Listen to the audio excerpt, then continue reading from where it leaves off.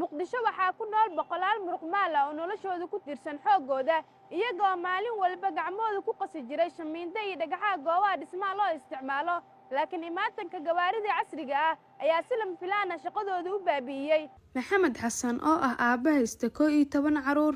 ayaa sheegaya sababta uu shaqo la'aanta u yahay. maanta shaqadayda ay tahay nin fuundi oo farsamo yaqaan aan ahay oo dhagax ka shaqaysan karo oo shaqadiina aan weysana maanta magaalada shaqo xumo iyo abaaqo xumo ay ka dhacday. horta shaqo la'aanta waxaa gawaarida casriga hadda la keenay shaqooyinkii aniga aan qaban lahayn inay ayaga qabteen oo ayaga macnaha oo shaqooyinkii aniga maanta shalay aan qaban lahay ama gacanteeda aan ku qaban lahay ama badeelka aan u haystay ama derbiga aan salaaxayay wixii oo dhan inay bahashi soo abjirto macnaha gawaari loo kala sida gawaaridii qaldadii ay ku shaqaynayaan oo anaga noola baahneen oo dadkii gawaarida wada ay bas kaliya ay ku shaqaynayaan shaqada ay ku filan tahay anaga cid noo baahan ay jirin taas la awgeed ayadoo saas ay tahay maanta ilmihii iyo anigii iska hor imaasho intii gaartay ayaa habartii dhashay ayaa maanta magaaladii qarab u doontay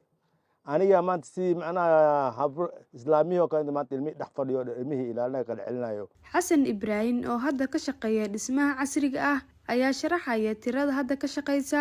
iyo waqtigii hore inta ka shaqeyn jirtay. dadka badan micnaha hadda bamkaas laftigiis dadaa joogo waxaa laga yaabaa inay joogaan 10 qofood intan waxaan ku joognaa ugu yaraan 10 qofood ama 7 qofood dadkaas hadda ay sheegaysan waxaa laga yaabaa 20 qofood ilaa 30 qofood meeshan waxaa ku jira farqi oo micnaha ku jirtan waa dareemi kartaa maadaama inta hadda ama 10 qofood ay ka shaqeyso oo meesha centraalka u joogan oo dad ay ka shaqeeyaan isku dar meeqa waay tiradooda 10 isku darto waa 20 meeshaasna maxaa lagu shaqeey jiri 30 lagu shaqeey jiri meeqa ka baxday 10 qofood ka baxay Soomaaliya. Ismaaciil Maxamed oo ah managerka Kaafi Construction ayaa tilmaamay isbeddelka jira iyo horumarka la gaaray. farqiga u dhaxeeya waxa waaye waagii hore wadankan sidan waa ka duwanaa